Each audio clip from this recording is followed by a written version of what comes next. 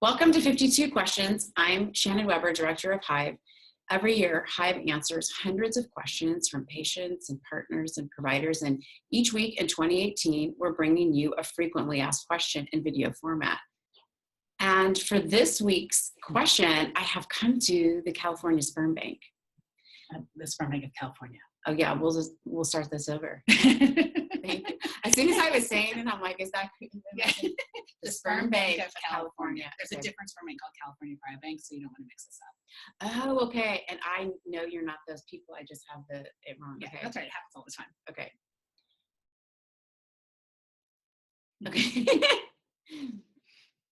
Welcome to 52 Questions. I'm Shannon Weber, Director of HIVE.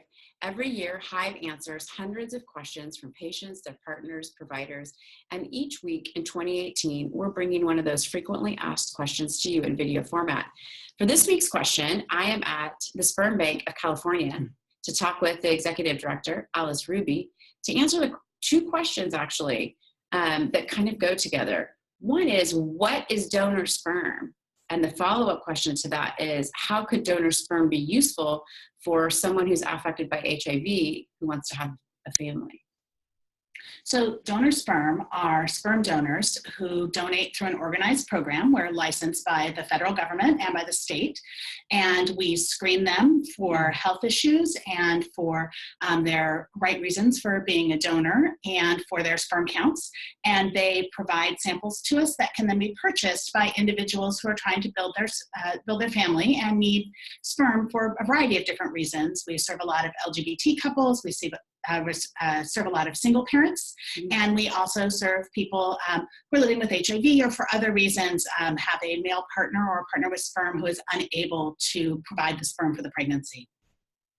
Okay, great. So you don't have, I guess to get clarity is you don't have to know who the sperm donor is. You don't have to go find them. You can come to a sperm bank like this and it's already been screened for you, the sperm, and you purchase the sperm. That is correct. We offer a variety of different sperm donors. We have a program called the Identity Release Program, and that allows the adult child to get identifying information about the donor in the future. But at the time that someone is choosing a donor, the donor is anonymous to their prospective parents.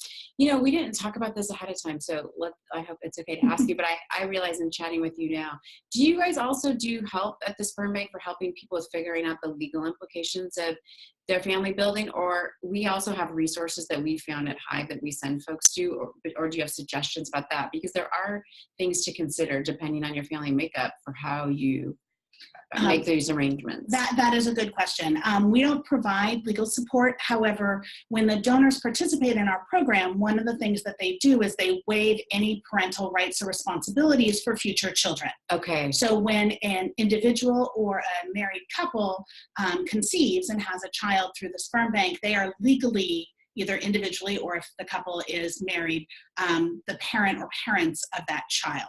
If the situation is more complicated and you have a 3-parent family or something else, then I would definitely advise seeking outside legal advice. And we always recommend getting the accurate advice for your specific situation. But the donors themselves do not have any legal rights or responsibilities through our program. So I realize this is actually a benefit of going through a sperm bank. So you need a sperm bank if you don't have a donor that you know. Sometimes people have a family member or friend that they want to be a donor. You definitely need to get some legal advice in those situations.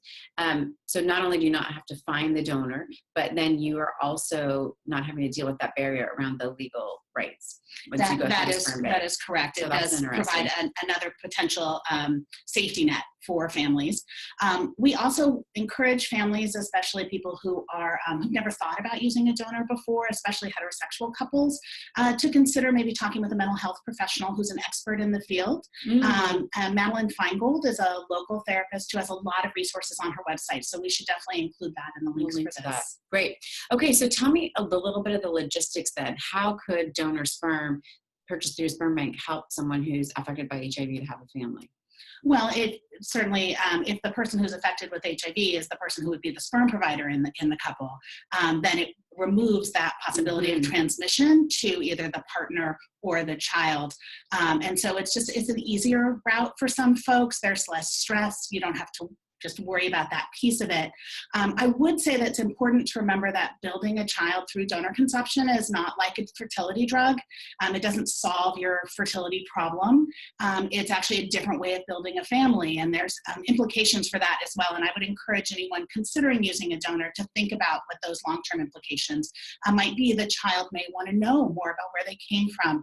It's helpful to think about talking to the child early about where they came from, so it doesn't become a big secret or something that's revealed later on.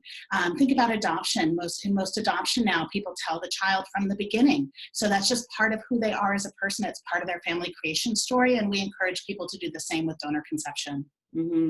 So yeah, one of the things I've learned from talking to you today is that you don't recommend donor sperm as a way to opt out of that kind of thoughtful family building process. And by when I say thoughtful, meaning open, and what's the narrative or story that you're creating for your family, and how will you tell it?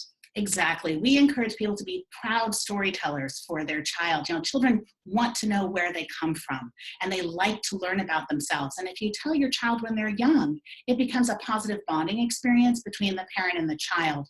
Whereas if you wait to tell your child older, then it becomes this thing that the parents are anxious about. When are we going to tell them? How are we going to tell them? Are they going to find out from someone else? You want your kid to learn important, vital information about themselves from you, not someone who may be less positive about it. This is beautiful. I've learned so much today chatting with you, and so grateful to know about this resource and add it into the number of options that people have to think about when you're affected by HIV and you want to have a baby. Okay, it was lovely to be here today. All right, have a great week.